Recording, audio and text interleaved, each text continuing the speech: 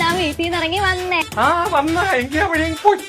ഞാൻ എന്റെ അച്ഛന്റെ പറ്റാവുന്നത്ര പൈസ അടിച്ചു മാറ്റി. പിന്നെ എന്റെ 24 വർഷത്തെ സമ്പാദ്യം മൊത്തം ഇതിലുണ്ട്. അമ്മ നിലവിളക്കെടുക്കൂ.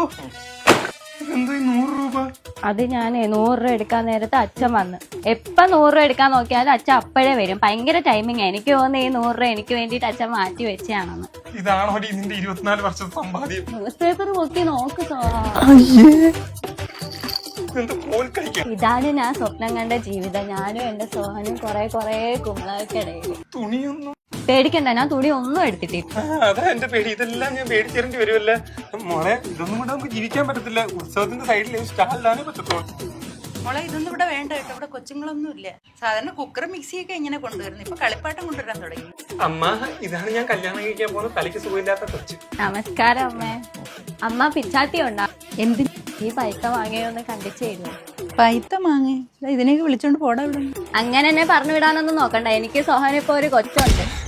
ചുമ്മാതമ്മ ഇന്നലെയും കൂടെ അമ്മേനെ കാലെടുത്ത് തൂർച്ചല്ലേ ഉള്ളു. ഓ 2 എണ്ണം കൂടെ കുടുംബത്തിന്റെ ചരിത്രം നശിപ്പിച്ച്. അതെന്റെ തന്ത പണ്ടേ നശിപ്പിച്ചതാ. ഈ പേര് നോട്ടിക്കായി. കണ്ട, ഇതാ ഞങ്ങളുടെ ഡുങ്കിളി മോള്. അവളെ ഒരു അയ്യോ എന്റെ ഡുങ്കിളി മോളെ.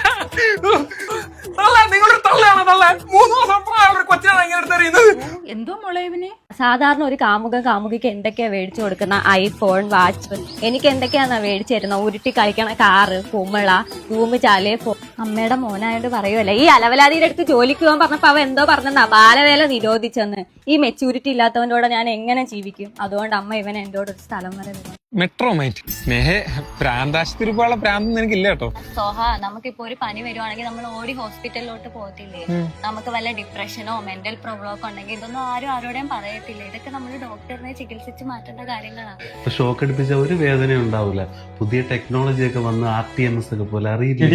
ഒരു 10 രൂപയുടെ വണ്ടി ഉരുട്ടി കളിച്ചാനാണോ നീ എന്നെ ഷോക്ക് അടിപ്പിക്കാൻ കൊണ്ടുവന്നത്? മെട്രോ മൈൻഡിൽ അങ്ങനത്തെ ഒരു പേടിയും വേണ്ട. ഞങ്ങൾ കുറച്ച് അഡ്വാൻസ്ഡ് ആണ്. ജനറ്റിക് ടെസ്റ്റിംഗ് ഒക്കെ ചെയ്തിട്ട് വളരെ പ്രിസൈസ് ആയിട്ടുള്ള മെഡിസിൻസ് ആണ്.